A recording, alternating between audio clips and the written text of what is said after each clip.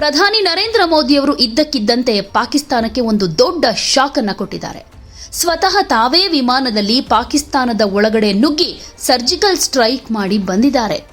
ಮೋದಿಯವರು ಮೊನ್ನೆಯಷ್ಟೇ ಉಕ್ರೇನ್ ದೇಶಕ್ಕೆ ಹೋಗಿದ್ರು. ಉಕ್ರೇನ್ ಅಧ್ಯಕ್ಷ ಝೆಲೆನ್ಸ್ಕಿ ಜೊತೆ ಮಾತುಕತೆಯನ್ನೂ ನಡೆಸಿದ್ರು. ಆದರೆ ಅಲ್ಲಿಂದ ವಾಪಸ್ ಬರುವಾಗ ಪಾಕಿಸ್ತಾನಕ್ಕೆ ಶಾಕ್ ಕೊಟ್ಟು ಬಂದಿದ್ದಾರೆ. ಮೋದಿ ಮಾಡಿದ ಈ ಕೆಲಸಕ್ಕೆ ಪಾಕಿಸ್ತಾನ ಶೇಕ್ ಆಗಿ ಹೋಗಿದೆ.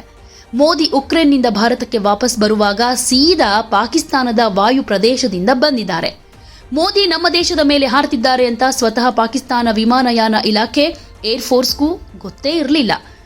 ಸಾಮಾನ್ಯವಾಗಿ ಯಾವುದೇ ವಿದೇಶಿ ವಿಮಾನ ಇನ್ನೊಂದು ದೇಶದ ಮೇಲೆ ಹಾರಬೇಕು ಅಂದ್ರೆ ಅಲ್ಲಿನ ವಾಯು ಪ್ರದೇಶದಲ್ಲಿ ಹಾರಾಟ ನಡೆಸಬೇಕು ಅಂದ್ರೆ ಆ ದೇಶದ ಪರ್ಮಿಷನ್ ತೆಗೆದುಕೊಳ್ಬೇಕು, ಹಾಗೆ ಇನ್ಫಾರ್ಮೇಶನ್ ಕೂಡ ಕೊಡಬೇಕು. ಆದರೆ ಇಲ್ಲಿ ಪ್ರಧಾನಿ ಮೋದಿ ಅವರಿದ್ದ ಫ್ಲೈಟ್ ಯಾವುದೇ ಮುನ್ಸೂಚನೆ ಕೊಡದೆ ಪಾಕಿಸ್ತಾನದ ಮೇಲೆ ಹಾರಾಟ ಮಾಡಿದೆ. ಅದು ಕೇವಲ 1-2 ನಿಮಿಷ ಅಲ್ಲ, ಬರೋಬ್ಬರಿ 46 ನಿಮಿಷ ಪಾಕಿಸ್ತಾನದ ಮೇಲೆ ಪ್ರಧಾನಿ ಸವಾರಿ ಮಾಡಿದ್ದಾರೆ. ಸಾಮಾನ್ಯವಾಗಿ ವಾಣಿಜ್ಯ ವಿಮಾನಗಳು ಹಾರಾಟ ನಡೆಸೋದಕ್ಕೆ ಅನುಮತಿ ಕೊಟ್ಟಿರೋ ದೇಶದ ಮೇಲೆ ಪ್ರಧಾನಿ ಅಥವಾ ಗಣ್ಯರ ವಿಮಾನ ಹಾರಾಟ ನಡೆಸೋದಕ್ಕೂ ಯಾವುದೇ ಪರ್ಮಿಷನ್ ಬೇಕಿರಲ್ಲ. ಆದರೂ ಫಾರ್ಮಾಲಿಟೀಸ್ಗೆ ಅಂತ ಪೂರ್ವ ಮಾಹಿತಿಯನ್ನ ಕೊಡ್ತಾರೆ. ಆದರೆ ಉಕ್ರೇನ್ನಿಂದ ಭಾರತಕ್ಕೆ ವಾಪಸ್ ಬರ್ತಿದ್ದ ಮೋದಿಯವರು ಪಾಕಿಸ್ತಾನಕ್ಕೆ ಯಾವುದೇ ಮಾಹಿತಿಯನ್ನ ಕೊಟ್ಟಿಲ್ಲ.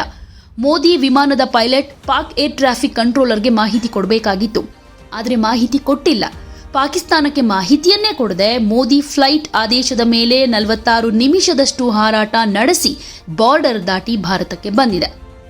ಚಿತ್ರಾಲ್ನಲ್ಲಿ ಪಾಕ್ ಬಾರ್ಡರ್ಗೆ ಎಂಟ್ರಿ ಕೊಟ್ಟ ಮೋದಿ ವಿಮಾನ ಇಸ್ಲಾಮಾಬಾದ್ ಮತ್ತು ಲಾಹೋರ್ ಮೇಲೆ ಹಾರಾಟ ನಡೆಸಿದೆ. ನಂತರ ಪಂಜಾಬ್ನ ಅಮೃತಸರದಲ್ಲಿ ಭಾರತಕ್ಕೆ ಎಂಟ್ರಿ ಕೊಟ್ಟಿದೆ. ಪ್ರಧಾನಿಯವರ ವಿಮಾನ ಪಾಕ್ ಆಗಸದ ಮೇಲೆ ಹಾರಾಡೋದಕ್ಕೆ ಯಾವುದೇ ಸ್ಪೆಷಲ್ ಪರ್ಮಿಷನ್ ಬೇಕಿಲ್ಲ. ಆದರೆ ಮೊದಲೇ ಮಾಹಿತಿ ನೀಡಿದ್ರೆ ಅವರ ವಿಮಾನಕ್ಕೆ ವಿಶೇಷ ಕೋಡ್ ಕೊಟ್ಟು ಅಡೆತಡೆ ಇಲ್ಲದೆ ವಿಮಾನ ಹಾರೋದಕ್ಕೆ ಅನುಕೂಲ ಮಾಡಿಕೊಡ್ತಾ ಇದ್ರು. ಯುದ್ಧದ ಸಂದರ್ಭಗಳಲ್ಲಿ ಮಾತ್ರ ಈ ರೀತಿ ವಿಮಾನ ಹಾರಾಟಕ್ಕೆ ನಿರ್ಬಂಧ ಇರುತ್ತೆ.